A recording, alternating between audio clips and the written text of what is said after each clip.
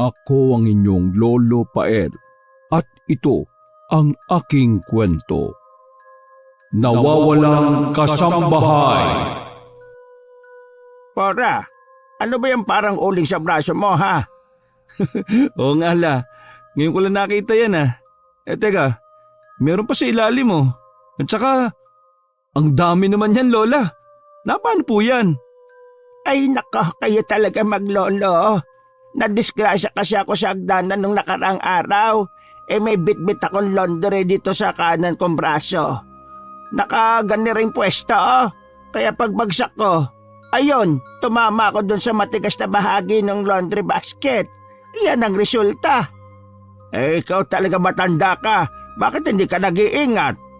Nag-iingat naman. Siyempre ang disgrasya hindi naman maiiwasan yan, di ba? Ganun o ba? Ito pong parang paso dito sa likod nyo. Bata ka. Bakit mo nilililis ang damit ko, ha? Hindi po kayo marunong magsinungaling Lola. Nakita ko yung dulo ng paso kaya yan. Tiningnan ko. Sige nga po, anong palusot nyo dito? Di bang palusot ang sinasabi mong bata ka? Aksidente yan. Kasalanan ko. Hindi ko naman alam na may super hot pala sa shower ni Laser at ma'am. Pagpihit ko tumama yan. Ay nako Lola, sigurado po kayo sa sinasabi nyo Mahal ka sa amin. Patitikim pa kita ng magandang buhay kaya ingatan mo yung sarili mo. Okay po ba yon? Ay oo naman, ikaw na bata ka Walang mangyayari masama sa akin. Magtatapos ka pa. Abay, dapat lang na maging malakas ka palagi, Cora. Magha-honeymoon pa tayo sa ika-50th anniversary natin. Hindi ba, Apo? Opo, Lolo. Mukhang malakas pa naman ang tuhod nyo Nako, malakas pa to sa kalabaw. Kung hindi mo na itatanong nakakalima pa ito. Hay! Astos na matanda ka. Maya ka naman sa apo mo.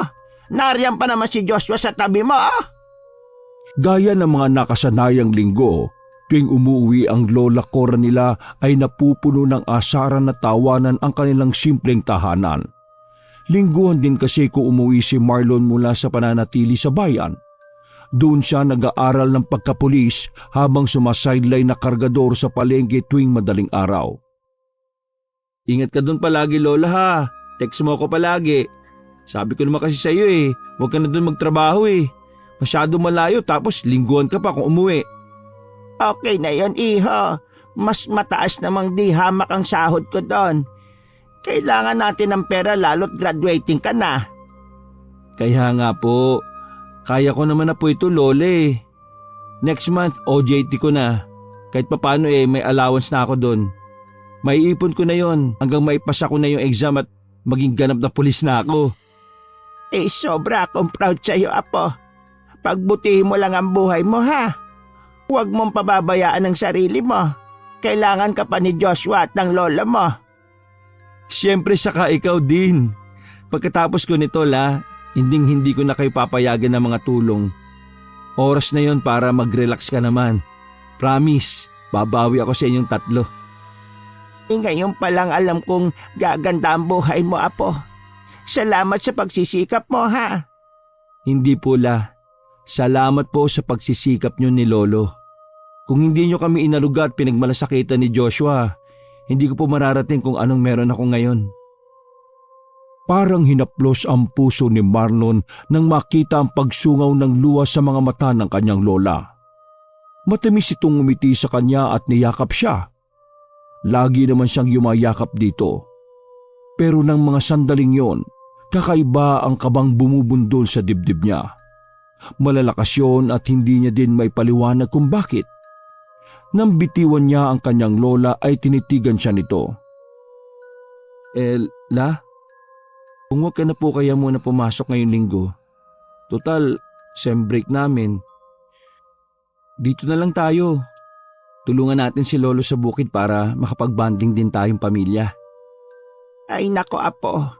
Hindi pwede ngayon. May magbe-birthday sa mga anak ni na Madam sa darating na Miyerkules.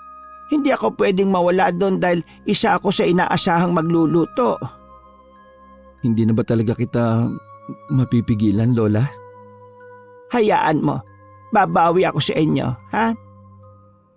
Marahas na lang na bumuga ng hangin si Marlon. Ilang sandali pa ay may dumating ng jeep.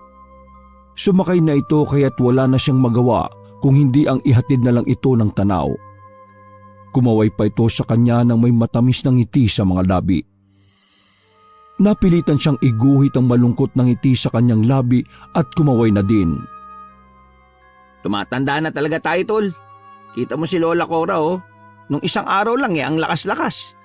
Isang banyera ang kayang buhatin. Ngayon hindi na natin may tatanggi na tumatanda na talaga sila. Oh, tol. Ikaw pala yan. Kanina ka pa ba dyan? Oo, muntik na nga akong maiyak sa inyo ni Lola Cora eh. Alam mo, napakaswerte talaga natin mga laki sa lolo't lola, no? Ibang-ibang pag-aalaga nila kaysa sa mga magulang eh. Ayos lang yan, tol. Kung may mga magulang man siguro kami, masasabi kong the best pa din ang lolo't lola ko. Oo naman. Ako na nga nagsasabi sa iyo eh, based on my experience. Ay, oo nga pala, tol. Bakit ka ba nandito? May pupuntahan ka ba? Wala, tol. Kung tama ang dinig ko kanina tama ba na pinipigilan mo si Lola sa pag-alis niya? Saan Bakit naman? Gusto ko sana dito na lang muna siya. Total, sem break naman. Matagal-tagal na din kasi nung huli kami magka-banding. Gusto ko makasama sila bago ako bumalik ulit sa sobrang busy na schedule sa eskwelahan. Ganun ba? Sa bagay nga, no? Sem break na nga pala ulit. Di 2 weeks ka niyan dito ngayon. Oo. Tutulungan ko na lang si Lolo sa bukid saka sa pagbabantay kay Joshua. Nakakatawa. Mahirap talaga kapag hindi ka experience sa college life no? Walang alam sa mga ganong ganap. Sus, ano naman ang problema doon? Malaki naman ang kinikita mo sa itinayo mong computer shop. Patok na patok sa mga bata at dahil doon, hindi pa sila nahuhuli sa mga ganap sa mundo. Sa bagay, tama ka. O paano? Uwi na tayo. O kain muna. Nagugutom na kasi ako eh. Ay, teka nga pala. Yung totoo, sinundan mo lang ako dito dahil gusto mo nang may makakasama sa food trip mo, no? Ha? Ilang araw ang lumipas at regular naman na nakakapag-update ang Lola Cora niya sa kanila. Araw-araw din itong tumatawag bago matulog sa gabi kaya't nakakapag-usap sila. Pero nung dumating ang araw ng Miyerkules, mula umaga hanggang sa sumapit na ang gabi ay hindi man lang ito nagpaparamdam sa kanila. Ano apo? Natawagan mo na ba ang lola mo? Abay pasado 10:00 na. Hindi pa nga po, Lo. Ay, oo nga pala. Ngayon ko lang naalala. May birthday yan po yata doon ngayon. Baka po busy maghapon at napagod na ng husto. Kaya hindi nakatawag man lang sa atin o kahit na text. Ay, ganun ba? Baka nga. Hayaan mo na. Paniguradong bukas tatawag naman yan. Hindi ako matitiis na hindi makakausap ng lola nyo ng 2 araw, no? Iyon naman, Lo. Basta paano? Matulog na tayo, ha? Nang mapilit niya na ang lolo niyang matulog na, ay siya naman ang nagpabiling-biling sa higaan. Hindi niya may paliwanag kung bakit balisa siya. Nag-aalala siya sa bagay na hindi niya naman alam kung ano. Nang hindi talaga dalawin man lang ng antok, ay tumayo na lang siya at napabili ng sigarilyo sa tindahan.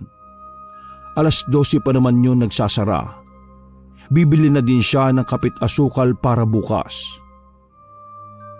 Grabe naman, ang alinsangan lang kanina. Ngayon naman biglang lumabig ang hangin. Nayakap pa ni Marlon ang sarili habang naglalakad patungo sa tindahan ni Danilo. Nakasando lang kasi siya nang lumabas dahil mainit naman kanina. O Marlon, gabi na. Inihintay mo siguro lola mo ano? Nagkasalubong na ba kayo? Oh, si Lola Cora? Ano pong ibig yung sabihing nakasalubong, Kuya Danilo? Kadadaan lang ng lola mo dito. Naupo nga dyan sandali sa bangko sa labas eh. Kinakausap ko nga kasi napaaga naman kako yata ang uwi niya. Ang kaso, hindi ako sinasagot. Parang hindi niya nga ako naririnig eh. Kuya Danilo, talaga? O wala nang katao-tao sa kalsada eh? Saka hindi ko po makakasalubong si Lola kasi sa Sabado pa po ng gabi ang uwi nun. Hoy, huwag ka nga magbibiro ng ganyan, Marlon. Kitang-kita ko si Aling Cora dyan sa labas kanina. Nagpahinga lang sandali tapos umalis na eh. Baka naman nasa bahay niyo na at nagkasalisi lang kayo. Sige na nga po Kuya Danilo. Titingnan ko na lang baka nasa bahay na nga. Para matapos na ay sumang-ayon na lang siya sa lalaki. Matapos mabili ang kailangan ay dali-dali na siyang naglakad pa uwi. Sa likod ng isip ay umaasa din siya na umuwi na nga ang kanyang lola kahit batid niya na imposibleng mangyari yon. Lola? Lola Cora? Lola, nakauwi na po ba kayo? Pero katahimikan. Wala ni pahiwatig sa hangin na naroon nga ang kanyang lola Cora. Kung anong itsura ng bahay nang iwan niya kanina, ganun pa din yun ang datnan niya. Ay, ano ba itong ginagawa ko? Sinasabi ko na nga ba't namamalikmata lang si Kuya Danilo eh. Nailing pa siya nang bumalik siya sa kanyang kwarto at nahiga. Hindi niya na din inubos ang biniling sigarilyo. Nakailang hititbuga lamang siya ay pinatay niya na yon at itinapon. Awa ng Diyos, matapos niyang makapanigarilyo ay inantok na siya. Pero habang papikit ang mga mata sa nanlalabong paningin ay may natanaw siyang bulto na pumasok sa loob ng kwarto nila ni Joshua. Bulto yun ng kanyang lola Cora. Ha? Lola Cora? Bago tuluyang pumikit ang mga mata, ay nakita niya pang sumulyap ito sa kanya ng may lungkot sa mga mata. Kinabukasan, mabilis na bumangon si Marlon at dali-daling nagtungo sa kwarto ng kanyang lolo at lola. Ang laki pa ng pagkakangiti niya dahil ang akala niya ay naroon na nga ang lola Cora niya. Lolo? Nasaan po si Lola? Ang lola mo? Teka, umuwi ba siya iho? Hindi po ba? Hindi. Wala naman ang lola mo, apo. Anong nangyayari? Wala po, Lo. Baka nananaginip lang ako na umuwi na si Lola. Ikaw talaga, oh. Namimiss mo lang siguro ang lola mo. Kaya nga po, Lo eh. O sige po, labas po muna ako. Ititimpla ko kayo ng kape at bibili ako ng pandesal. Mabuti pa nga, apo, nang maaga akong makapamukid. Habang naglalakad papunta sa tindahan ay hindi pa rin lubos maisip ni Marlon kung panaginip nga lang ba ang naaninag niyang bulto ng lola niya. Makailang beses niyang pinilig ang ulo para kasi sa kanya ay totoo yon. Naramdaman niya ang presensya nito sa loob ng kwarto nila maging ang malungkot na tingin nito sa kanya. Tiningnan niya ang hawak na cellphone at chinek ang messages doon. Pero nanatiling walang paramdam ang lola niya. Bakit kaya wala ka pa rin text, Lola? Nakaka-nervous yung ganito ha. Nag-aalala na ako sa'yo. Sa bagay, 5:00 pa lang naman. Baka napagod lang ng gusto kahapon at mamaya lang tatawag ka na. Oh, Marlon! Kumusta lola mo? Pabili ako ng 30 pesos na pandesal, Kuya Danilo. Si Lola Cora? Hindi talaga siya umuwi eh. Wala siya sa bahay. Ha? Imposible. Eto pandesal mo. Hindi ko alam kung ano yung nakita ko kagabi. Pero sana naman walang nangyaring masama sa lola mo, ano? Ano po bang sinasabi mo, Kuya Danilo? Bakit naman may mangyayari masama sa lola ko? Hindi kasi normal na makita ko siya kung wala naman talaga siya. Baka po namamalikmata ka lang, Kuya. Amoy alak ka din kasi kagabi nung bumili ako. Nagkibit balikat na lang ang lalaki at sumang-ayon na din sa huli. Pagka-uwi sa bahay ay agad niyang inasikaso ang nakababatang kapatid at almusal ng kanyang lolo. Hindi niya namalayang 8:00 na ng umaga at wala pa din text man lang ang lola niya. Pero nang 12:00 na ng tanghali ay nakatanggap na siya ng text mula dito. Ano daw ang sabi ng lola mo? Okay naman daw ba siya? Napagod lang daw po siya. Hanggang ngayon busy daw si Lalo. Kaya hindi muna makakatawag si Lola. Ganun ba? Kailan daw siya tatawag? Tinext ko na lang din po siya tungkol dyan, Lo. Wala pa naman pong reply. Hayaan mo po. Kapag tumawag na si Lola, ipapakausap kagad kita sa kanya. Sige. Puntahan mo na lamang ako sa bukid, ha? Sige, Lo. Paliliguan ko lang po si Joshua at susunod din kami doon para matulungan din kita. Nang matapos sa mga ligpitin ay si Joshua naman ang hinarap ni Marlon. Pinuntahan niya ito sa kwarto nila at niyaya para maligo.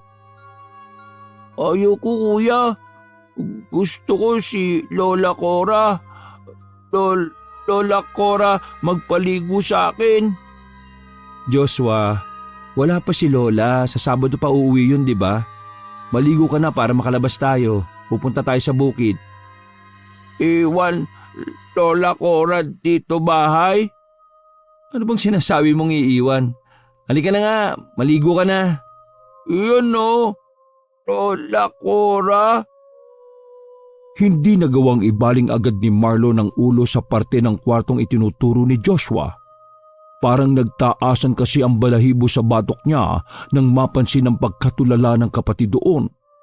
Ngumiti pa si Joshua at kumaway sa kung ano. Pero imbis na talunin ng takot, marahan na lang siyang bumuga ng hangin at napailing. Ikaw talaga, Joshua, oh. May imaginary friend ka na naman ba? Hindi na kumibo pa ang kapatid. Sa halip ay humagikik pa ito na akala mo ay may humaharot dito. Dahil doon ay hindi na masyadong nahirapan si Marlon na ilabas ang kapatid at paliguan. Hanggang sa puso kasi ay humahagikik pa ito. Hanggang sa sumapit na ang araw ng Sabado. Panay text at hindi naman tumatawag ang lola niya. Wala din itong text kung magpapasundo ba sa hapon pag uwi nito gaya ng madalas nitong ginagawa sa nagdaang mga taon. Olo, saan po kayo pupunta? Aantayin ko yung lola mo sa waiting shed. Baka parating na yun eh. Bukod po sa wala pang text si Lola, maaga pa po, Lo. 6:00 pa dumarating si Lola. 3:00 pa lang po ng hapon oh. Palay mo mapaga siyang umuwi ngayon. Aba ilang araw siyang hindi tumatawag sa akin eh. Sa palagay mo, iho, nagpapamiss kaya ang lola mong yon sa akin? Lolo talaga oh. Kilala natin si Lola. Pinakaayon no na nag-aalala tayo sa kanya. Kaya nga naninibago talaga ako na wala siyang tawag ng ilang araw na. Ay nako, malilintikan talaga siya sa akin mamaya. Lo, huwag mo na awayin. Ikaw naman oh. Siyempre hindi. Namimiss ko lang talaga ang lola mo, iho. Ganyang 1 linggo siyang hindi umuwi. Sa boses niya na nga lang ako nakakapagpahinga mantakin mong ilang araw pa akong binitin at hindi tinawagan. Mamaya lang naman narito na si Lola Ilang oras na lang po at makikita mo na ulit ang darling mo. Kaya tama na yan. Sumapit ang 6:00 ng hapon hanggang nag-7:00 na ng gabi. 8:00 pero walang Cora ang dumating.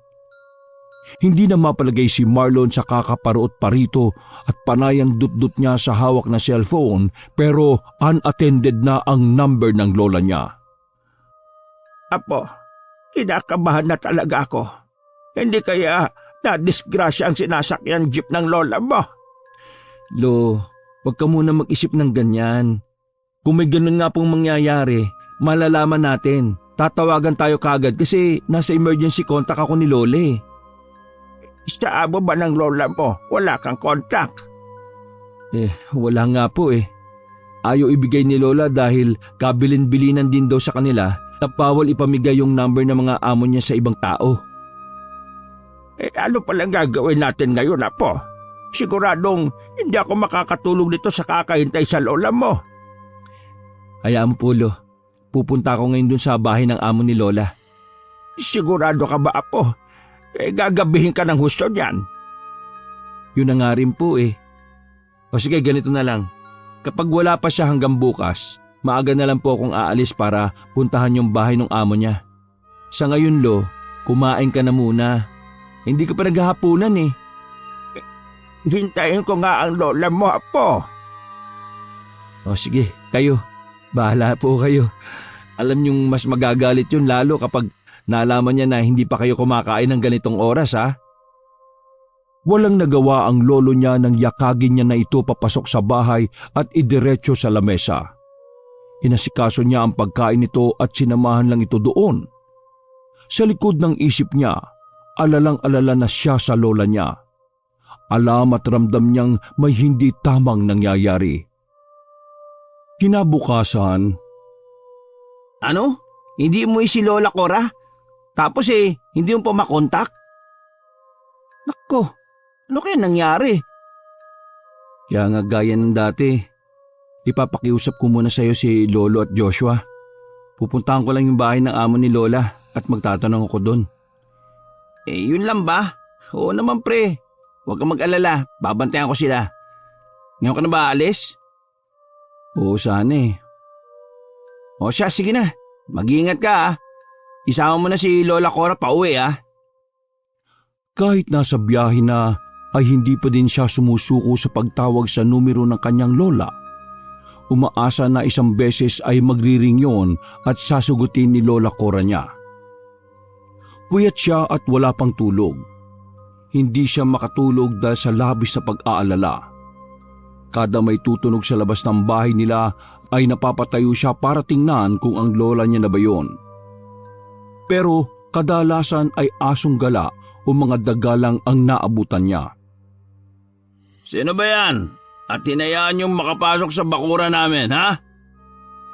Pasensya na po kayo, sir. Magandang umaga po. Ako po si Marlon. Apo po ni Cora.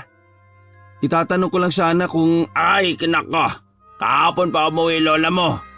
Umalis ka na dito. Chupi! Pero hindi pa po siya nakakauwi sa amin eh. Hindi ko naman po matawagan ng number niya dahil Hindi ko na problema kung saan naglagalag yung lola mong gala. Basta't lumabas na lang ng bakurang ito, ha? Wala na kami pakialam.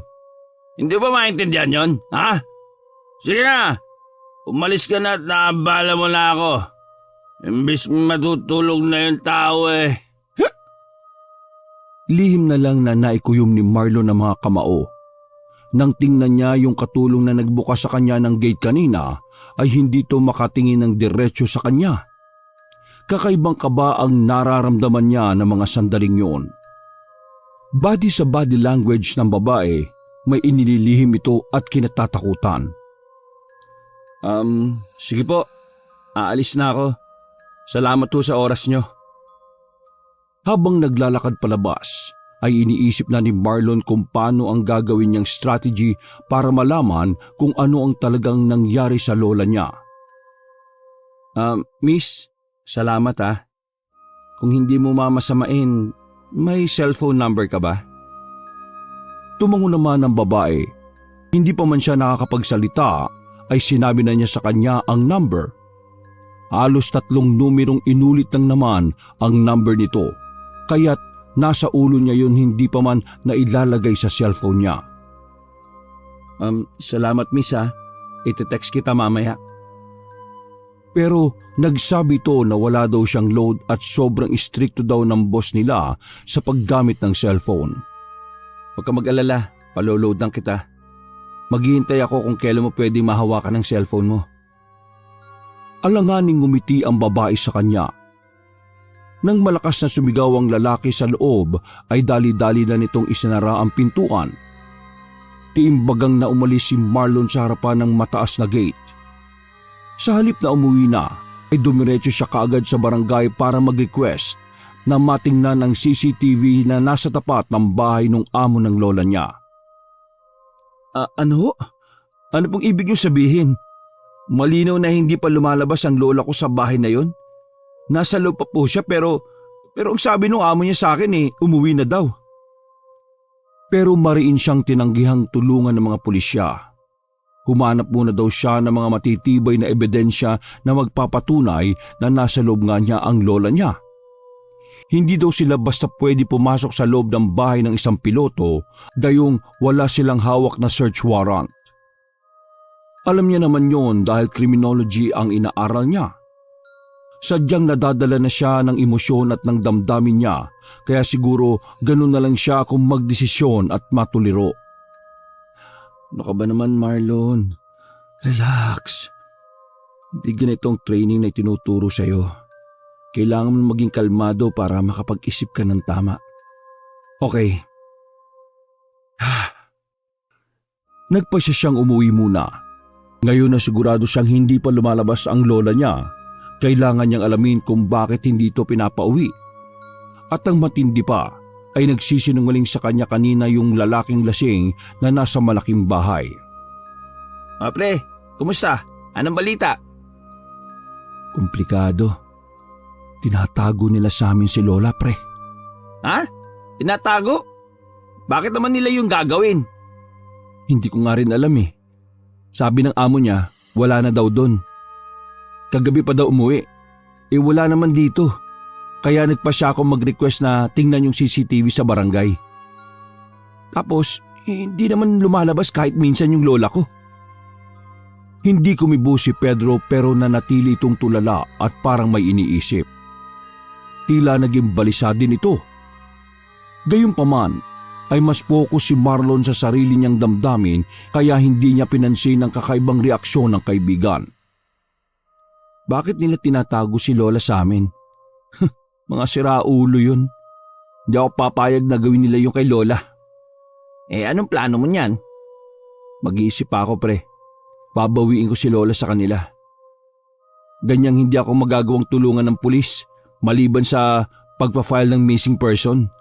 Ako na ang bahalang gumawa ng paraan. Pero paano kung mabigo ka? Kung wala naman talaga sa bahay ng amo niya, pre. Tol, pati ba naman ikaw? Hindi nga lumabas si Lola doon since nung Lunes na pumasok siya? Naniniwala ako. Ibig kong sabihin, bahala ka na nga muna. Basta pag kailangan mo ng tulong ko, sabihan mo lang ako O sige pre. Salamat sa pagbabantay kina Lolo at Joshua. Anytime, tol. O sige na, una na ako Check ko pa yung shop Gabi na noon nang unti-unti nang tinatalo si Marlon ng matinding antok at pagod nang maulinigan niya ang kapatid na nooy nasa kabilang kama na parang may kinakausap. Wawa ka naman, Lola. Dami mo sugat Sino away sa'yo? Bad yun? Bad? Lika. Ikaw gamot Joshua, Lola.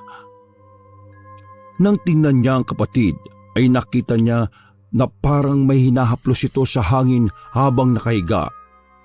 Kinilabutan siya. Ilang taon na kasi simula nang mawala ang mga imaginary friend ni Joshua. 17 taong gulang na ito na mga panahong yon. Kaya imposibleng may kalaro lang ito na gawa ng imahinasyon nito. Saka kahit may kalaro naman ito noon ay hindi nito sinusubukang hawakan ng mga yon. Joshua, bakit hindi ka pa matulog? Gabing-gabi na Pagod na si kuya. Gusto ko nang matulog. Okay lang ba na tulog na tayo Oo, kuya. Shh. Sabi kuya, huwag ka ingay Tulog na din ako, Lola. Lika, dito tabi tayo Yakap mo ko. Huwag na kay Lolo, akin na lang. Parang gusto na lang ni Marlon na mga panahong yon ang maglaho sa kinahihigaan niya. Para kasing nakita niyang lumubog yung bakanting space ng higaan na nasa likurang bahagi ng kapatid niya. Pagkatapos ay masaya pang tila nagsiksik doon si Joshua wala namang kahit sino doon. Hindi namalayan ni Marlon kung anong oras siya nakatulog. Basta't ang alam niya, nakaharap lang siya sa side kung saan ang higaan ng kapatid niya. Sasama na ako sa iyo sa paghahanap sa lola mo, Apo. Nakakaburyong dito sa bahay eh. Wala man lang akong ginagawa para sa kanya. Ang totoo niyan, Lo, hindi po ako aalis para hanapin si Lola. Anong ibig mo sabihin? Hindi mo nahanapin ang lola mo? Hindi po sa ganon. May pinaplano po akong gawin para mabawi si Lola. Teka, hindi ko maintindihan na po. Babawiin? Bakit? Ano ba talagang nalaman mo kahapon? Ayaw mang mag-alala pa, ay sinabi na din ni Marlon sa kanyang lolo ang mga nalaman niya. Kitang-kita niya ang labis na pag-aalalang rumihistro sa mukha nito. Sinasabi ko na nga ba eh. Masama talaga ako tungkol sa mga pasa sa katawan ng lola mo. Kiusap, Apo, ibalik mo ng buhay ang lola Cora mo sa atin. Dala na matinding awa para sa abuelo, niyakap niya ito at marahang tinapik ang likuran. Pinapangako ko sa inyo, Lo, pabawiin natin si Lola. Papauwiin ko siya at hindi na ulit pagtatrabahuin pa. Basta't lagi niyong lalakasan ng loob niyo, ha? Araw-araw akong tatawag at mag-a-update sa inyo. Pero sa ngayon, si Pedro po muna ang titingin sa inyo. Tumangulang ang lolo niya bagamat umiiyak pa din. Marasyang napabuntong hininga. Ayaw niyang maiwanan ng lolo't kapatid niya pero ramdam niyang kailangan siya ng kanyang lola ngayon. Di ba mag-o-OJT ka na kamo? Hindi ka ba muna papasok doon? Silang pamilya ko ang dahilan ng pagtatapos ko, pre. Hindi rin ako mapapakalis sa trabaho kung ganito may problema kami. Uunahin ko si Lola. Makakapaghintay ang graduation. Kahit ulitin ko ang last year ko sa college, gagawin ko. Ganun ba, pre? Ikaw ang bahala. Huwag mong alalahanin sila lolo't Joshua. Hindi naman sila mahirap asikasuhin eh. Basta't magdoble ingat ka sa papasukin mo, ha? Oo, pre. O sige, saktong-sakto. Naghahanap daw ng boy yung amo ni Lola eh. Hindi naman ako maaalala nung lalaki. Saka yung mag-asawa ang naghahanap. Pagkakataon ko na to. Kailan ang punta mo niyan sa kanila? Bukas na bukas din. Aasikasuhin ko ngayong araw yung mga requirements. Sana pasimulain na din nila ako kagad bukas.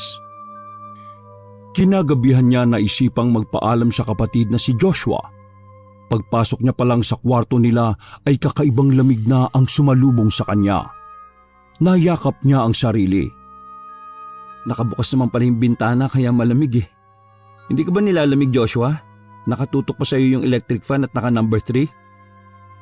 Sabi Lola, huwag ka alis, kuya. Ano? Paano mong nalaman na aalis ako? Saka, sinong Lola?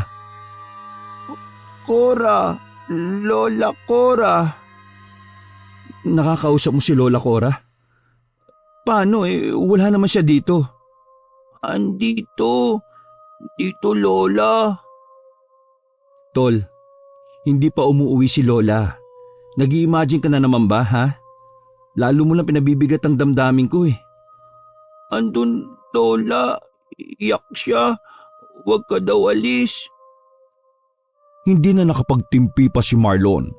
Hinawakan niya sa magkabilang braso ang kapatid habang pilit na hinuhuli ang mga mata nito. Ilang araw niya na din kasing pinagtitiisan ang kakaibang ikinikilos nito. Joshua, tingnan mo ang kuya. Joshua, ano ba? Sabi ng tingnan mo ko eh. Nakita niya kung paano magulat si Joshua. Namuo ang luha sa mga mata nito at tinulak siya palayo. Nagtakip ito ng tenga at nagsiksik sa sulok na higaan nito. Inisyang nasa po ang batok para siyang aatakihin ng high blood anumang oras. Naghalo-halo na ang nararamdaman niya ng mga panahon na yon. Excited siya sa pag-OJT pero ngayon dahil ayaw siyang tulungan ng mga magiging kabaro niya sana, naiipit siya sa dalawang desisyon na parehas mahalaga sa kanya. Story, patawarin mo ang kuya. Medyo stress lang ako dahil nawawala nga si Lola eh. Umiling na magkakasunod si Joshua at may itinuturo na naman. Sa pagkakataong yon, tiningnan niya ang itinuturo nito. Sa gilid yun ng bintana. Wala naman siyang makita doon kaya ibinalik niya na lang ulit ang tuon sa kapatid. Aalis ako bukas at baka matagalan bago ako umuwi. Huwag ka magpapasaway kay Lolo at Kuya Pedro ha. Ayaw Lola, alis ka kuya. Iyak siya. Pahinga na tayo. Sorry kung nasigawan kita. Tumango si Joshua at kusa na ding nahiga. Naiinis siya sa sarili. Ni minsan ay hindi sila nagawang pagtaasan ng boses ng lolo't lola niya. Pero heto siya ngayon, nagpapatalo sa init ng ulo. O pre, napatawag ka. Kabing-gabi na. May problema ba? Nai-stress na ako pre. Kanina ko lang nasigawan tong si Joshua eh. Oh, bakit mo ginawa yun? Kumusta naman siya? Okay naman na. Humingi na ako ng sorry sa kanya. Alam mong buo na ang desisyon ko pre, di ba? Pero tuksing si Joshua eh. Kung ano-ano sinasabi.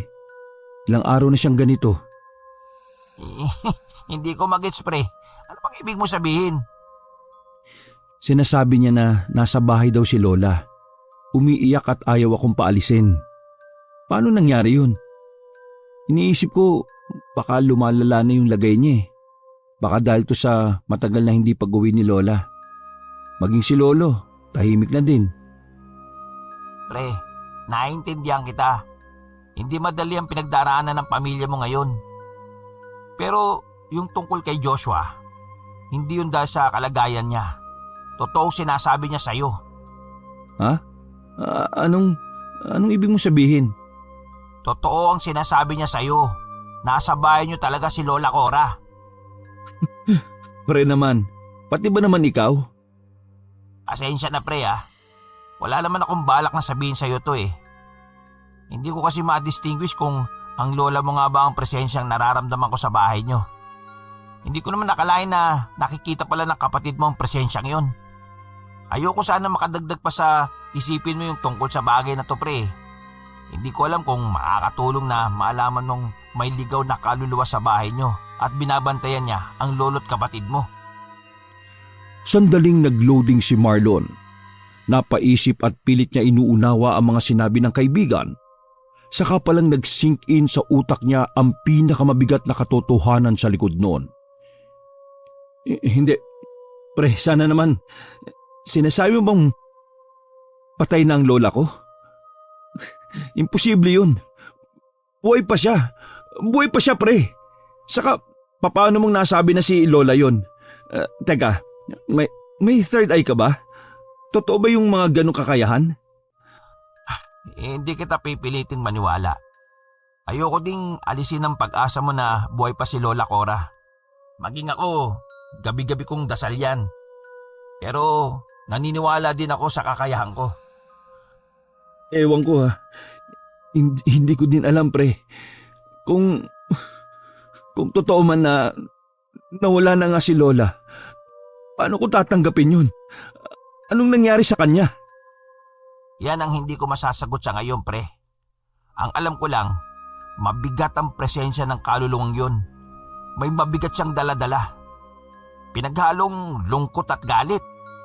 Hindi ko alam kung dahil ba sa pagmamahal niya sa pamilya niyo, kaya hindi niya magawang umalis. O dahil sa katotohanang wala pang sagot kung bakit siya namatay. Lalong nanikip ang dibdib ni Marlon sa narinig.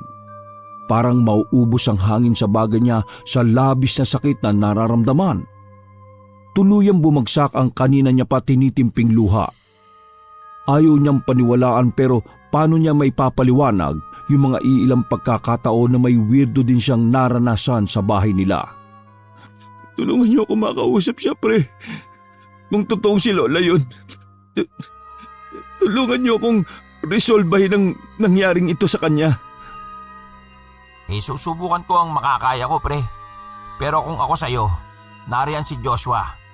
Malaki din ang may tutulong niya sa'yo. Lalo pa nga't nakikita niya si Lola. Hindi na kumibo pa si Marlon. Matapos magpaalam sa kaibigan ay siya na din ang nagpatay ng tawag. Hindi muna siya pumasok sa kwarto nila ng kapatid niya. Hindi niya pa rin tanggap na baka nga wala na ang kanyang lola. Ang kawalan ng ideya kung bakit yun sinapit ng kanyang abuela ang talaga namang nagpapabigat sa dibdib niya. Lola, naririto po ba kayo? Ikaw nga ba yung nararamdaman kong presensya na inakala kong imahinasyon ko lang? Anong nangyari sa'yo, Lola? Anong gagawin ko ngayon? Sa lamesa sa sala na siya napayukyok at tuluyang nakatulog. Bakas pa sa mukha ni Marlon ang matinding pag-iyak kinabukasan nang magising siya. Apo, umiyak ka ba, ha? Ho? Naku, hindi po, Lo. Baka nakagat po ng insekto. Ano ka mo? Insekto?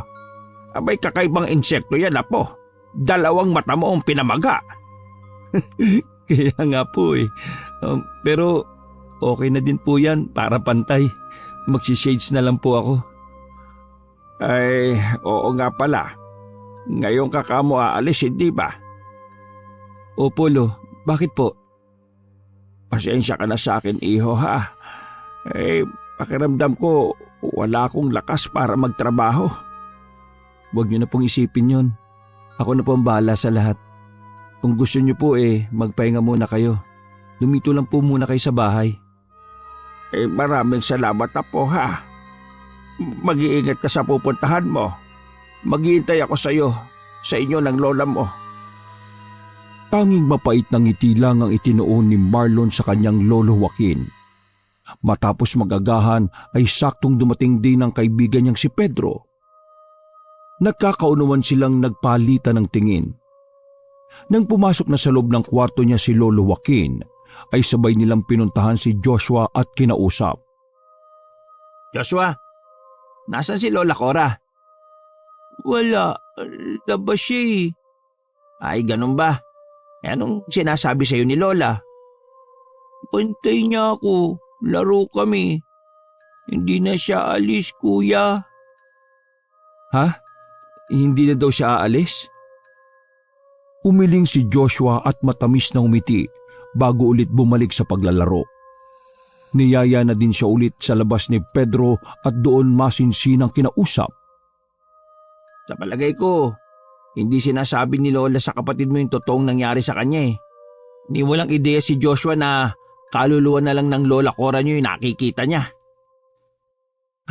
Kailangan kong ituloy yung plano ko para malaman ko kung ano yung totoong nangyari kay Lola. Tama ka. Maging ako, wala akong kakayahang kausapin siya eh. Kung magbibigay man siya sa akin ng clue, ipapaalam ko na lang kaagad sa'yo. Sige pre, maraming salamat sa lahat ng tulong mo. Aalis na din ako maya-maya. Nagte-text ba sa'yo yung katulong kamo dun sa bahay ng amo ni Lola Cora? Oo, pero limitado at gabing-gabi na. Kaya minsan hindi ko din nasasagot eh. Ayaw niya ding magsalita tungkol sa kung ano nangyari kay Lola. Yung mga message niya sa akin, safe eh. Kahit mabasa ng amo niya. Pakiramdam ko, hindi lang basta-basta mga tao mga yun eh. Hindi natin sila mapipilit na magsalita. Baka mamaya tinatakot din talaga sila. Kaya nga kailangan ko magsakripisyo ng ganito. Hindi ako papayag na hindi mabibigyan ng hustisya kung ano man ang nangyari kay Lola. Kahit gaano pa kataas ang pader na yan, babanggain ko yan. Itaga mo yan sa bato, pre. Naniniwala naman ako sa kakayaan mo, pre. Hindi ka naman magiging isang pulis kung hindi ka matapang. Basta't huwag kang papadaig sa takot, ha. Nang araw ding yon ay nagtungo siya sa bahay ng amo ng kanyang Lola Cora. Nagpakilala siya sa mag-asawa bilang aplikante sa bahay na yon. Naging maayos ang pagsagot niya sa mga katanungan ng mga ito. Napansin niya ding tila aligaga ang mag-asawa at desperado talagang makahanap ng magiging boy sa bahay na yon. Siya ba ang bago kong laruan? Bagong boy natin, Dad. Lihim na nagngit-ngit ang loob ni Marlon nang makita ang kakaibang ngisi sa labi ni Alex. Totoo ngang hindi na siya nito maalala. Noon niya lang din nalaman na ito din pala ang ipagmamaneho niya ng sasakyan. Nalaman niya sa mag-asawa na lagi kasi itong lasing kaya kailangan talaga ng driver. Don't worry, Dad. Akong bahala sa kanya. Ano bang pangalan mo, ha? Marlon ho, sir. Marlon, marunong ka bang mag-drive ng sports car? O mas maiging itanong kung nakahawa ka na ba ng ganon?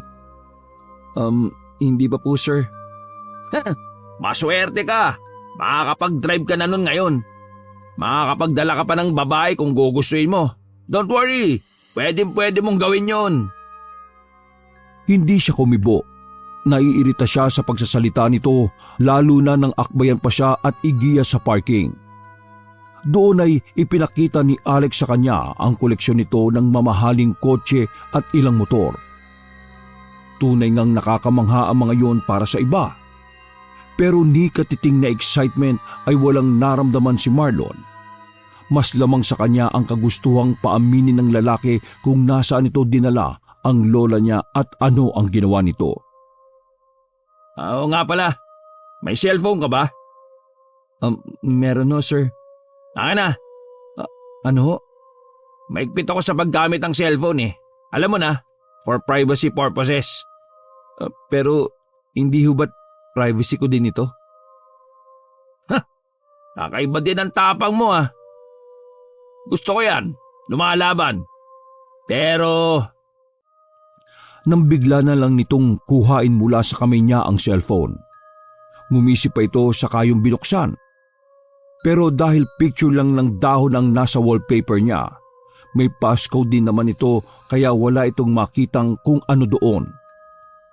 ako masusunod ah. Ngayon, kung ayaw mo, malaki ang pintuan. Pwede ka nang umalis ngayon pa lang. Tuwing anong oras ko pwedeng mahawakan ng cellphone ko, sir? Bakit? May pamilya ka bang dapat tawagan? Meron no eh. Kung ganon, pwede mong gamitin yung cellphone dito sa bahay. Meron kaming pinoprovide na cellphone para sa lahat yon. Ano ho? Pwede naman kung ayaw mo. Hindi nga lang kita tatanggapin bilang driver ko. Ayoko kasi ng laruang matigas ang ulo at ayaw sumusunod sa utos ko. Ho? Laruan? Laruan ang tingin mo sa akin, sir? Oo, lahat naman ng katulong dito eh, laruan ko eh. Bakit? May angal ka ba doon? Oh, wala po. Okay, good. So paano? Start ka na today. Magpahinga ka muna at mamaya ipag-drive mo ko sa paborito kong puntahan. Nang mapag-isa na sa sarili niyang silid, ay doon palang inilabas ni Marlon ang itinatago niyang keypad na cellphone. Tama nga ang akala nila ni Pedro. Hindi lang pala tinitingnan ni Alex ang mga cellphone ng kasambahay doon. Hawak niya pala ang mga yon. Siniguro niyang nakasilent ang gamit na cellphone at iniisip niya din kung saan yon itatago para hindi makita ni Alex kahit pa magkasama sila. Hoy, bumaba ka dyan! Sama mo ako sa loob! Anong ginagawa natin dito sa liblib na lugar na to, sir? Basta! Bilisan mo at ilabas mo yung nasa compartment. Kinakabahan man ay mabilis pa rin siyang sumunod dito. Kung sakali man na may gawin itong hindi maganda sa kanya, ay nakahanda siya. Kahit papaano ay natutunan niya naman ang mga simpleng self-defense para protektahan ang sarili niya. Nang buksan niya ang compartment ay doon palang umalingasaw ang kakaibang amoy. Amoy yun ng nabubulok na laman. Hindi na kailangang hulaan pa ni Marlon kung anong klase ang nakabalot doon. Katawan yun ng isang tao. Anong gagawin ko dito? Nakikita mo ba yung pala sa dulo? Gamitin mo yung panghukay ng lilibingan yan. Ilang beses na palunok si Marlon. Hindi niya inaasahan na magiging ganito kabrutal ang amo ng kanyang lola. Ngayon niya napagtanto na hindi nga malabong pinatay din nito ang lola niya at lalong hindi malabo na lola niya din ang nakabalot na katawang yon. Hindi niya alam kung paano magre-react. Nanginig ang kamay niya sa labis na pangamba at takot. Pangamba dahil kung pagbabasihan ng batas, sa oras na mahuli si Alex, posible siyang madamay bilang kasabwat nito kahit pa sabihing napilitan lang siyang gawin yon. Takot naman dahil sa magiging epekto sa kanya sa oras na makita niya si Lola Cora nga ang bangkay na yon. Pasensya na sir, pero hindi ko talaga kayang gawin to. Dapat ba i-mentor muna kita kung paano magbaon ng bangkay, ha Marlon?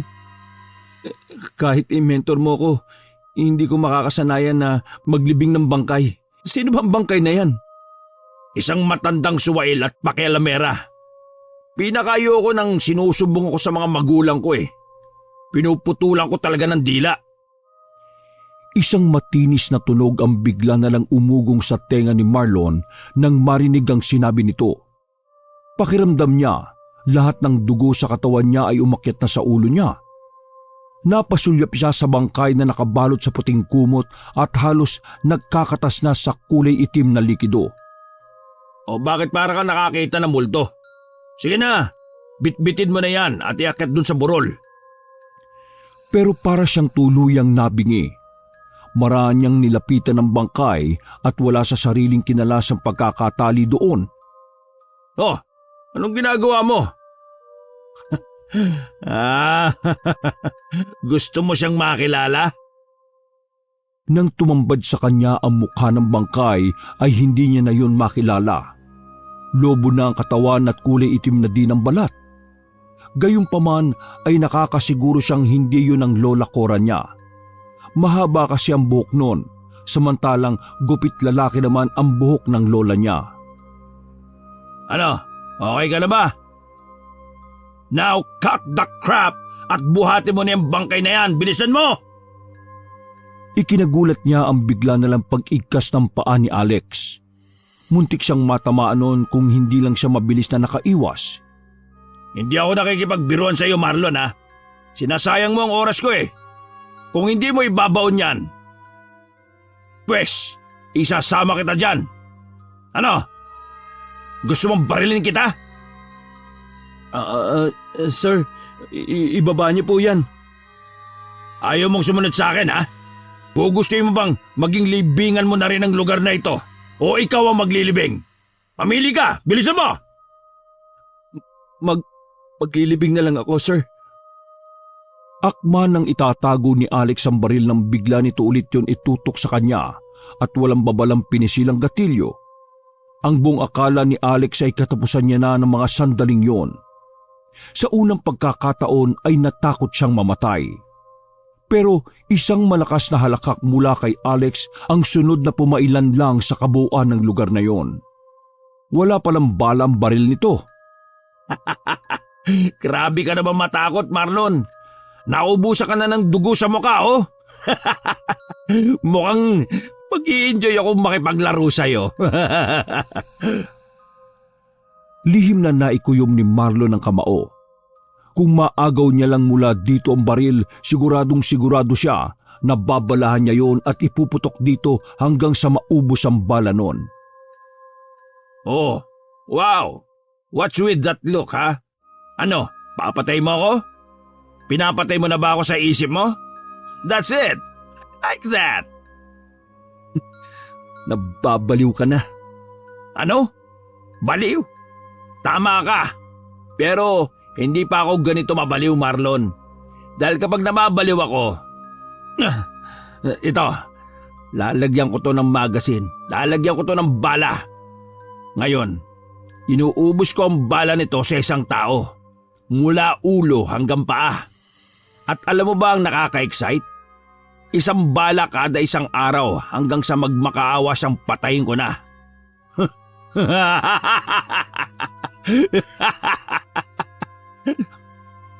Pero, bakit mo ginagawa to? Bakit? Kasi masaya. Kaya ang mabuti pa, ibaba mo na yan dahil nauubos na pasensya ko. Alam ni Marlon na hindi na nagbibiro si Alex. Umalim na kasi ang tingin nito at itinutok na sa kanya yung baril na may bala na. Hindi naman siya maselan pero iba na talaga ang amoy ng bangkay. Pero kahit halos masok na siya, ay wala siyang magawa kung hindi ang hilahin ng bangkay pababa sa compartment. Sige, ikaw ang pumili ng lugar na paglilibingan natin dyan. Hindi na kumibo pa si Marlon at ginawa na lang ang utos nito. Sa ganitong pagkakataon, lulunukin niya na lang muna ang lahat ng pride at paninindigang meron siya. Gagawin niya yun hindi dahil natatakot siya, kung hindi dahil gusto niyang bigyan ng dala. Kung hindi dahil gusto niyang bigyan ng dala si Alex. Parusang pagsisisihan nito habang may hininga ito. Ano to? May laman na dyan. Paano ba yan, Marlon? Kailangan mo ulit maghukay ng bagong libingan. Isang inuuod na bangkay ang nahukay niya. Napala niya ang ulo nito kung saan lumabas pa sa bibig nito ang napakaraming uod. Samot-saring kilabot na ang gumapang sa buo niyang katawan. Habang si Alex ay halos ubuhin na sa kakatawa sa kanya. Literal siya nitong ginawang laruan. Saan pa ba walang nakalibing? Huwag ka ngang KJ dyan, Marlon. Nagsisimula pa lang ako mag-enjoy sa'yo eh.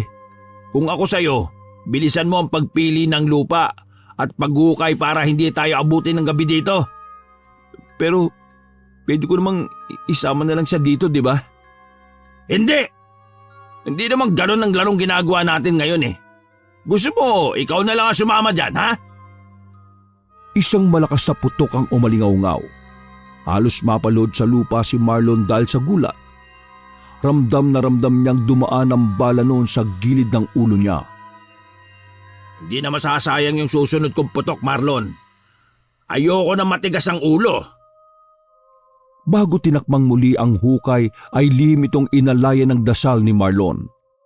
Nangako din siya sa bangkay na pagbabayarin niya si Alex sa kahit anong paraan. Nakatatlong hukay pa siya bago makahanap ng lupang bakante pa. Nang mailibing niya ang bangkay ay halos ubos na ang lakas niya. Pero tinatawanan lang siya ni Alex. Nakakabilib ka naman, Marlon. Sport ka din eh, no? Alam mo, kapag naging vibes tayo, tatagal ka sa akin ng 1 buwan. Anong ibig mo sabihin? Anong gagawin mo sa akin pagkatapos ng 1 buwan? Minsan, ituturo ko sa iyo ang mga bakanteng lupa sa burol na yan. Tapos, pili ka ng isa. Hindi na kumibo pa si Marlon. Kahit amoy nakakasulasok ang suot niya, mas naamoy niya pa rin ang bulok na katauhan ni Alex sa tabi niya. Alam niya ang ibig nitong sabihin. Para sa kanya ang bakanting lupa na ipapapili nito sa kanya. Sa isip-isip niya, baka nga hindi abutin ng 2 weeks na kasama niya ito. Kung hindi ito mabibigyan ng hustisya sa legal na paraan pagkatapos sa mga nakalap niyang ebidensya, baka ilagay na lang niya ang batas sa sarili niyang mga kamay. Idaan mo muna sa bahay, magbibihis ako.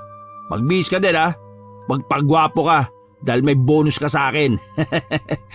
Pagkatapos diretso na tayo dun sa bar. Alam mo na kung saan yun, di ba?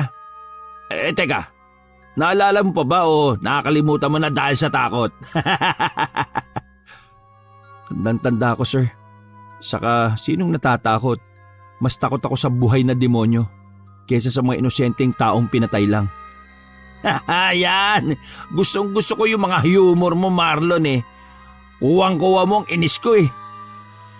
Tama ang ganyan ha, tama yan. Hindi ako maboboard na kasama ka. Talaga, sir? Kung alam ko lang na brutal din pala ang gusto mo eh, di sana kanina hindi na ako nagduwag-duwagan pa. Ayoko ng plastic na tao eh. Gusto ko maririnig ko kung gaano ko kabaliw at kademonyo. Alam mo, maging tulad lang kita, Marlon. Sisiguraduhin ko sa iyo na sasaya ng husto ang buhay mo. Nang nakapagpalit na sila ng damit at marating nila ang bar, ay pinasok din siya doon ni Alex. Sumabay siya sa nais nito. Nagpadala siya sa Agos. Nang medyo nakakarami na si Alex ay nagpaalam siyang magbabanyo sandali. Doon ay kinuha niya mula sa sapatos na suot ang dalang cellphone. Tiningnan ng mga text ni Pedro at nag-reply ng update dito. Pagkatapos ay ibinalik niya na yun sa dating taguan at lumabas na. Oo, nandiyan ka na pala, Marlon. Paano, girls? Kayo nang bahala sa driver ko na yan, ha? Enjoy! Pero sir, shh, yan ang bonus mo. Dahil sa sipag mo kanina. 3 sexy at palaban na bebot. Shh, hoy, Marlon, sulitin mo yan, ha? Malaki ang binayad ko sa 3 yan. Bukas na tayo uuwi. Nang yakagin na siya ng 3 babae ay wala na siyang nagawa. Sa ikalawang palapag ng kaparehong building din siya dinala ng mga ito. Puro kwarto pala ang nasa itaas. Isa sa mga pintong naroon ang pinasok nila. Sa loob ay tangka ng magtanggal ng saplot yung isa nang pigilan niya at sabing umuwi na lang. Pero hindi daw yung pwede. Kailangan ay maximum of 3 hours silang nasa loob bago lalabas yung mga babae. Dahil kung hindi, ay hindi daw sila mababayaran ng mamasang nila. Dahil doon, kaya pinatulog niya na lang ang mga ito. Kitang-kita niya ang kasiyahan sa mukha ng mga babae. Naguunahan pa ang mga ito sa kama. Ilang sandali lang ay tulog na sila pare-parehas. Hello pre, sigurado ka ba na hindi maluloko itong tawag natin? Oo naman. Ikaw talaga para kang walang bilib sa akin eh. Computer genius kaya tong kaibigan mo. O siya, sige na. Anong balita? Nakuhaan mo ba ng maayos lahat? Yung usapan, malino bang narinig? Inaalala ko, napalayo kasi kami kanina eh. Liblib yung kinaroroonan ng burol na inakyat namin. Yun nga ang bad news pre. Malabot distorted talaga yung dating sa akin ng video at usapan nyo sa lugar na yon. Pero alam mo ang good news, naalala ko, may USB naman pala yung nakakabit sa botones sa dala mo. Nako, buti na lang talaga ganong klase ang naisipan kong bilhin sa black market. Kung nagkataon, wala sana tayo ng mga mahalagang ebidensya. Ingatan mo na lang yan pre ha. Huwag ka mag-alala. Hindi ko hahayaang masayang ang pinaghirapan ko kanina. Grabe, napakademonyo pala ng naging amo ni Lola Cora no? Pero alam mo pre, may iba pang paraan para ma-corner natin yung Alex na yan eh. Talaga? Ano suggestion mo pre? Ipakulam! Papabuksan natin ang third eye ng lukulukong yan para makita niya lahat ng mga pinatay niya. Ewan ko lang kung hindi mabaliw ng tuluyan yan. Kapag nabaliw siya, sa mental lang yan dadalhin pre. Gagamutin siya doon at tatratuhin ng maayos. Baka VIP pa nga eh. Ano naman pre, kahit anong gawin niyang pagpapasasa sa karangyaan, ang importante kasama niya yung mga kaluluwa ng mga napatay niya. At alam mo ba ang exciting doon? Yung mukha ng mga yon, yun ang itsura nila nung pinatay sila ng lalaking yun. May kilala kang mangkukulam pre? Naku, oo naman no. Malakas namang kukulam yun pre. Pwedeng demonyong ipakita sa kanya at akitin siyang magpakamatay na lang din. Hindi ganun ang hustisya ang kailangan ng mga taong pinatay niya pre. Higit pa sa kamatayan ang dapat na iparusa sa tulad niya. Naintindihan ko pre ang galit mo. Basta, go signal mo lang ang hihintayin ko. Saka tayo gagawa ng hakbang. Proseso na hindi kailangang dumaan sa legalities. Ikaw talaga. Oo nga pala. Si Lolo at Joshua ba? Kumusta? Medyo hindi okay si Lolo eh. Konti lang kasi kinakain at maghapon ang nakakulong lang sa kwarto niya. Masyado niyang dinaramdam yung nangyari kay Lola Cora. Hayaan niya kamo. Malapit ko na mabawi si Lola. Mahanap ko na kung saan man siya itinago ng Alex na yun. Salamat pre ha. O paano? Bukas ulit. Walang problema. Ingat ka dyan ha. Palabas na sana siya ng banyo na madatnan niya sa labas ng pintuan ang isa sa mga babae. Tinititigan lang siya nito bago ito nagsalita. Pinunan nito ang paggamit niya ng cellphone. Bati din pala ng babae na wala dapat cellphone ng mga nagiging driver ni Alex. Isusumbong mo ba ako sa kanya, miss? Sandaling hindi kumibo ang babae. Talagang abot-abot ang kaba niya noon dahil hindi pwedeng malaman ni Alex ang plano niya. Hindi niya pa nahahanap ang Lola Cora niya. Maya-maya pa ay umiling ang babae at nakakaunawang ngumiti sa kanya. Ito pa nga ang unang nagpasalamat dahil sa dinami-rami daw ng lalaking ipinahawak sa kanila ni Alex, siya lang daw ang bukod tanging rumispeto sa kanila. Hiniling pa nito na sana daw ay magtagumpay siya sa mga pinaplano niya. Nang sa gayon daw ay makalaya din maging sila mula sa pagkakagapos sa utang kay Alex. Ano Marlon? Anong rate mo sa 3 chicks natin, ha? Nako sir, niligpas pa ako sa ikapitong langit eh. Mahusay sila. Salamat Ngayon ko lang na-experience ang 3 eh. Pero walang reaksyon si Alex. Sandali siyang tinitigan nito ng kakaiba. Pagkatapos ay nangunot ang noo at napailing. Tinawag nito ang 3 babae at pinalhod sa tapat niya. Niloloko mo ba ako, Marlon? Kinabahan naman siya pero kilala niya si Alex. Malamang ay nilalaro na naman siya nito para hulihin. Sir Marlon, ba't naman kita lolokohin ng ganon? Nang walang ano-ano'y pinagsisisipa nito ang 3 babae. Kinabigla niya yon at hindi inaasahan. Kung ganon, bakit wala silang pinakitang ebidensya sa akin? Nasaan, ha? Sa kanya napagtanto na kondom ang hinahanap nito sa mga babae. Kondom na may ebidensya ng kaligayahan niya. Makailang beses siyang napalunok saka nakaisip na matinong palusot. Yun ba? Nako, wag mo silang saktan, sir. Ako ang nagpilit na huwag gumamit nun eh. Kasi naman, hindi talaga ako nag-enjoy kapag may supot eh. Wala akong nararamdaman. Sayang, ang husay pa naman nilang 3. Gusto ko kasi sariwa ko silang, alam mo na. Tila nakontento naman si Alex sa naging sagot niya. Pinaalis na nito ang mga babae at sila na lang ang naiwan sa kwarto. Kakaiba pa din ang tinging inuukol sa kanya ni Alex. Pero nangingiti ito sa kalagitnaan. Tila nahihibang na naman. Ano, uwi ba muna tayo, Marlon? Parang wala ka pang tulog eh. Ayos lang naman ako, sir. Pero kayong bahala kung gusto niyo pong umuwi. Ang totoo niyan, gusto ko nang bumalik sa burol ngayong umaga. Talaga? Maglalaro na naman po ba tayo, sir? Oo, pero iba naman ngayon ang mechanics ng game. So ano, ready ka na? Handang-handa na, sir. Iba ang ngisi ni Marlon noon habang nasa biyahe sila. Tahimik din ito at maya-maya kung umiling at tumawa. Nang marating nila ang paanan ng burol, ay niyaya na siya nitong umakyat doon. Hindi siya kumikibo. Sa isip niya ay alam niya na siya na ang papatay nito ngayong araw. Nakakapanginayang. Ang akala ko pa naman kahit 1 buwan tatagal ka sa akin, Marlon. Bakit, sir? May nagawa ba akong hindi mo nagustuhan?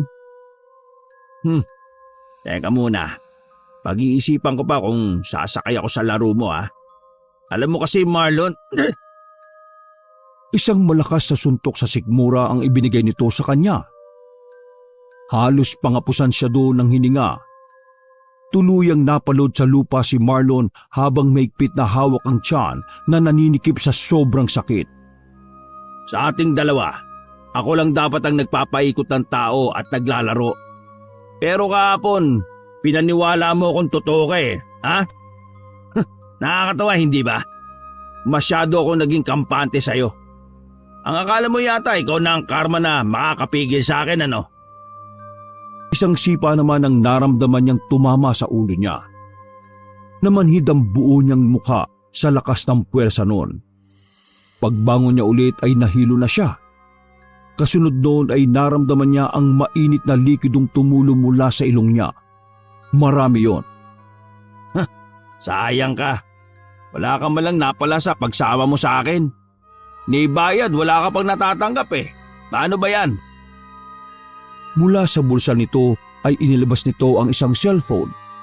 Mula doon ay pinanood nito sa kanya ang video na kuha sa CR ng kwarto na tinutuluyan niya ng nagdaang gabi.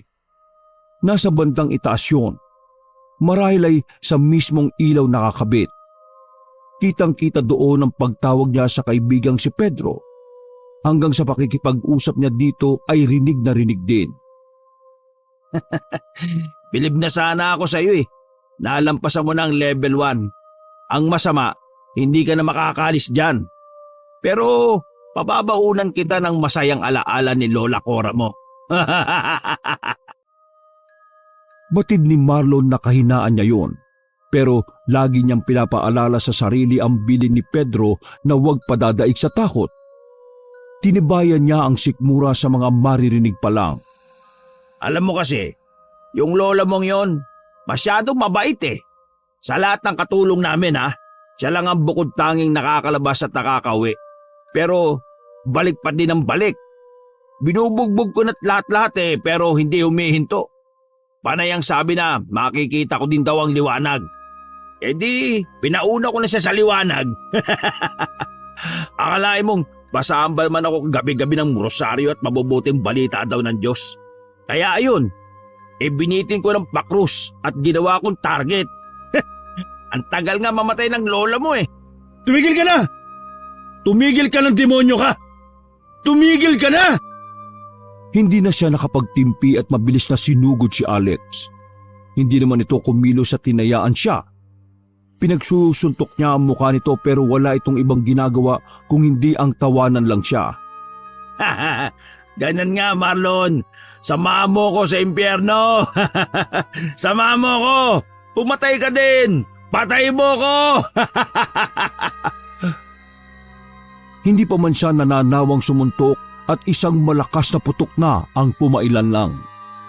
Naramdaman ni Marlon ang biglang pamimigat ng katawan niya.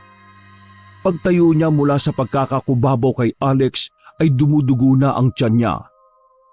Hawak ni Alex ang baril nito habang malawak pa din ang pagkakangisi sa kanya. Nang siya na ang mapaupo ay lumapit pa ito sa kanya at kumaway sa bandang dibdib niya. Ay, alam kong nanonood ka dyan, kaibigan. Sorry ang aga natapos ng mission yung dalawa eh. Ngayon, point of view naman ng kaibigan mong malilibing ng buhay, ang panoorin mo. Saka nito dinaklot ang butonis na nasa suot niyang polo at ikinabit yun sa sarili. Tinutukan siya nito ng baril sa noo pero sa pagkakataong yun, siya naman ang ngumisi ng nakakaloko. Any last words para sa abnormal mong kapatid at inutil na lolo? Hindi pa nagtatagal sa noo niya ang baril nang bigla na lang yung tumalsik sa malayo. Nakita niya kung paanong nabutas ang kamay ni Alex na may hawak doon sa baril. Kasunod doon ay nagsilabasan na ang napakaraming pulis na nagtatago lang sa paligid ng burol. Pre, ayos ka lang ba? Itatakbo na kita sa ospital. Hindi, dito lang ako pre.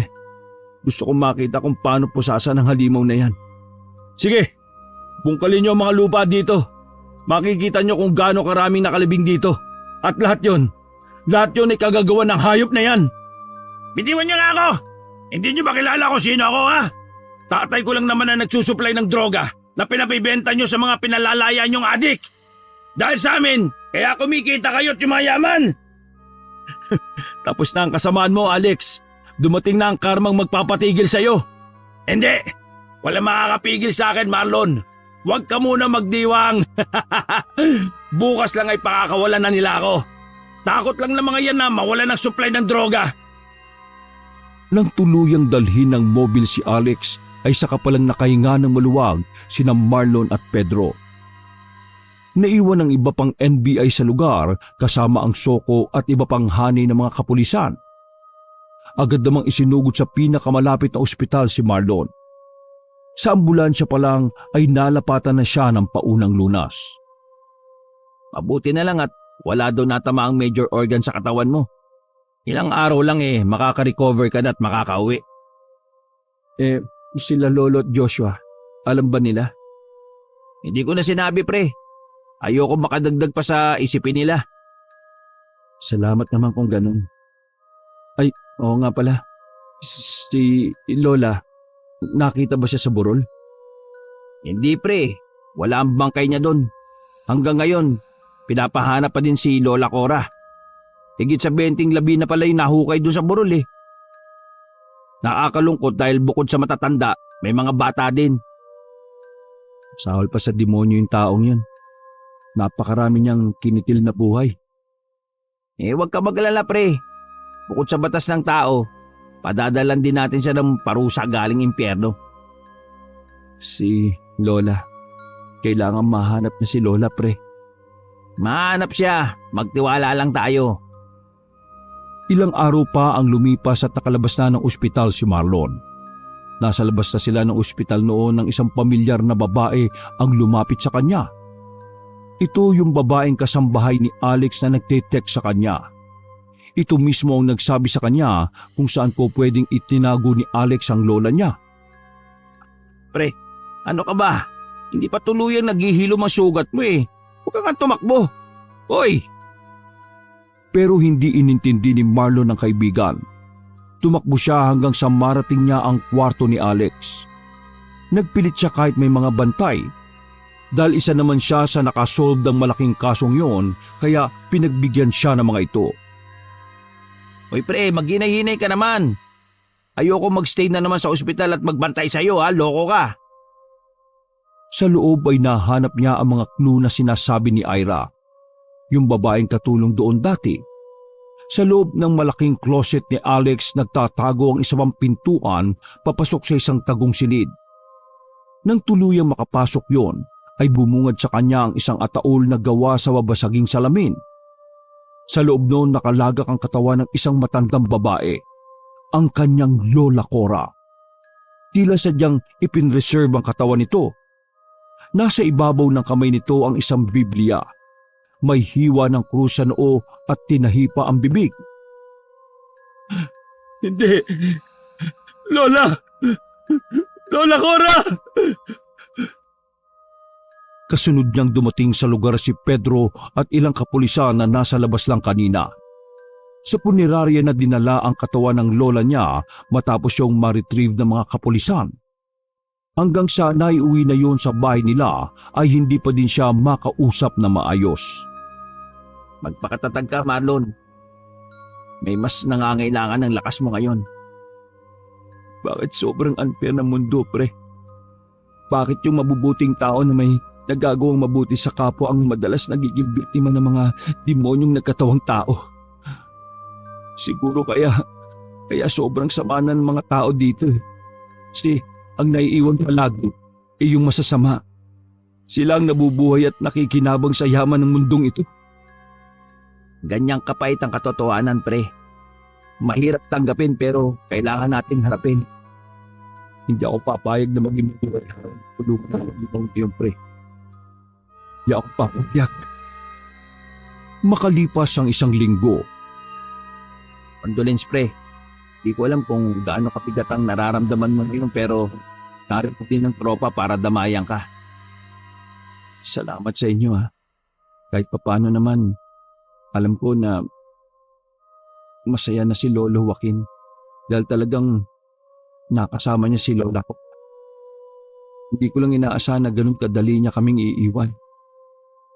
Simula nang umalis ka, hindi na siya lumalabas ang kwarto niya eh. Minsan, nabanggit niya sa akin na bumalik na daw si Lola at okay na. Umuwi ka na din daw. Ha? Ganun ba? Ibig sabihin, nakita din siya ni Lolo nitong huli?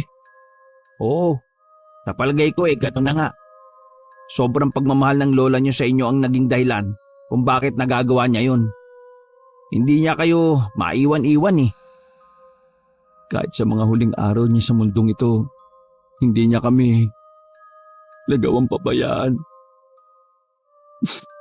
Sayang at hindi ko man lang nagawang ipatikim sa kanilang maayos na buhay bago sila nawala. Naniniwala ako na kung nasaan man silang ngayon, kontento at naging masaya sila sa piling niyo ni Joshua. Huwag mo na masyadong intindihin yung bagay na yun, pre. Narito pa kapatid mo. Sa kanya mo na lang ibuhos lahat ng hindi mo magawang ibigay kina lolo't lola. Hindi sinukuan ni Marlon ang kaso at pagdinig sa korte. Matibay ang ebidensya nila. Awa ng Diyos ay hindi naman natagalan at nakulong na ng tuluyan si Alex. Wala itong parol dahil sa multiple counts of murder nitong kaso.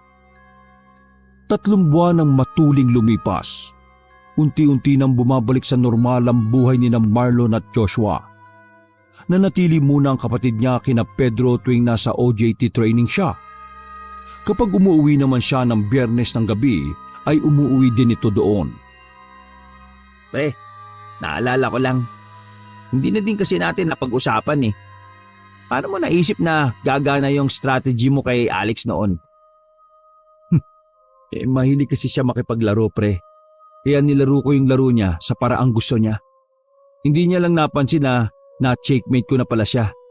Ang taas kasi ng tingin niya sa kakayahan niya eh. Pero grabe, kabadong-kabado ako nung umagang yun. Akala ko talaga hindi kayo darating dun sa sinabi mong lugar eh. Mapapahiya talaga ako sa napakaraming kapulisan. Kita mo naman, di ba? Sila mismo na-witness nila kung gaano kabaliw yung isang yun. Inakala niya talagang may soto kong video camera at may mga ebidensya. Bilib na bilib ako sa'yo, pre. Hindi ka lang magiging mahusay na pulis. Epektibo ka ring spy o artista kaya. Hindi ka natakot na wala talaga tayong ebidensyang hawak eh. Na baka masayang lang yung effort mo. Alam ko yung tungkol sa camera ng CR, pre. May mga teknik na itinuro sa amin para malaman yon. Tamang-tama nga din yung acting mo nun eh. Gusto kitang palakpakan sa totoo lang. Tira, siyempre sinunod ko lang yung payo mo. Ay, oo nga pala. Nabalita mo na ba? Ang alin, pre? Tuluyan ang nabaliw si Alex sa loob ng kulungan. Sabi nga eh, tinatatakutan na siya ng mga kapwa niya preso kasi sinasaktan madalas ang sarili. Palagi din daw may tinataboy na kung ano. Isang araw, may bagong pasok na serial killer doon. Nabwisit daw yata sa ingay ni Alex. Ayun, binugbog siya nung bagong dating. Ang matindi, nung wala nang malay, nagawa pa daw hatakin yung dila ni Alex palabas sa bibig. Nakakadiri nga eh. Lihim na nangiti si Marlon sa narinig. Sa likod ng isip niya, masaya siya at tuluyan na ring makakapag-move on. Kahit papaano ay namangha siya. Hindi niya naman akalaing tumatalab at totoo pala talaga ang kulam. Wakas!